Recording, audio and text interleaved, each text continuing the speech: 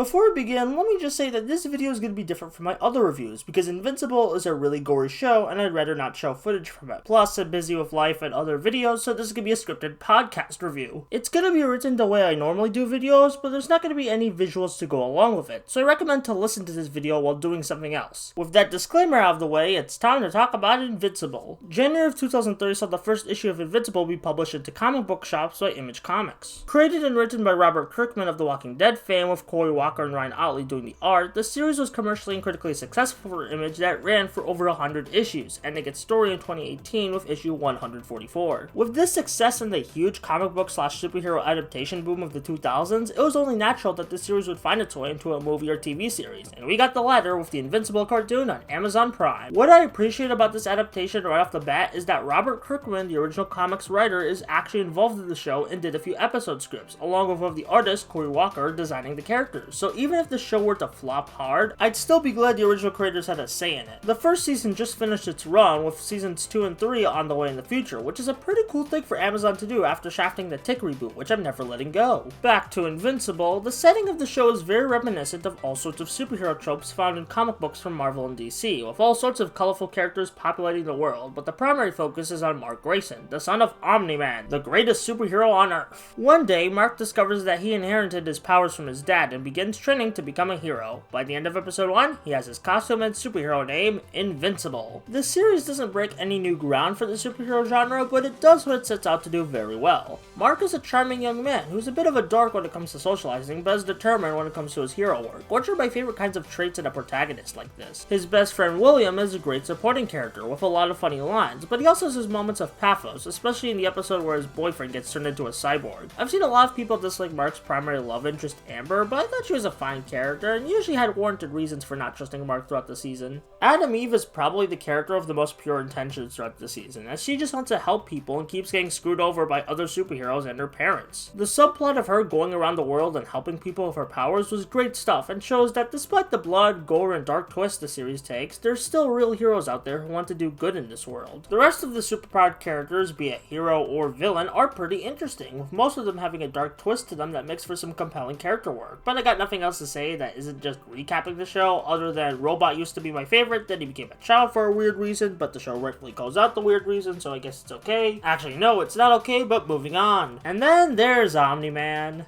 Oh, Omni-Man, that rapscallion. At first, Omni-Man seems like a wholesome, loving dad whose personality is straight out of the golden age of comics. Then the end of episode 1 happens and his true colors are revealed as he murders the greatest team of superheroes on Earth. Not only does the show get really bloody with this scene, but before it, we saw bits and pieces of these heroes' lives, which made me care about them and be distraught by their demise, despite only knowing these fellows for like 5 minutes. Really powerful way to get the viewer hook, line, and sinker to watch the rest of the series. As for the animation, it's not phenomenal all the time, but when it gets good, it gets really good, especially when it comes to facial expressions. Though the art direction is consistently strong and pleasing to look at, with bright, solid colors and lines that remind me of a modernized take on DC's 90s and early 2000s cartoons. Something interesting about Invincible is that's one of the few animated series I've seen that does 40-minute episodes. Normally, animated shows, no matter for all ages or older audiences, usually have 11 or 22-minute episodes, but Invincible seems to be breaking the mold, which is pretty cool, though I was initially worried because sometimes